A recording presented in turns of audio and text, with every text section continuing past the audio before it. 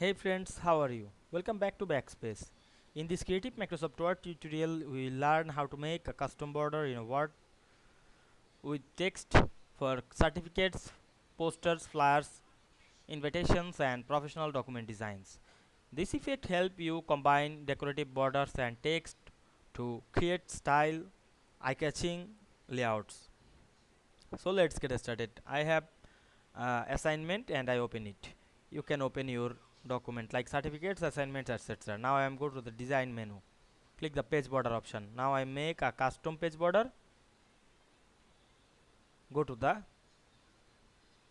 down of the page border. Here many custom page border like this. Now I click OK. We can see we make it. You can make another like custom. Here select the 3pt and you can make art. This is a custom page border. Click OK. We can see we make it custom page border to all page. This is furnished and useful. Otherwise you can make shadow page border like this or like this. Click OK. Now we can see we make a custom border in Word without text with text very easily. I hope you understand this process.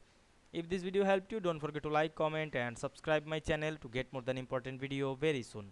Thanks for watching.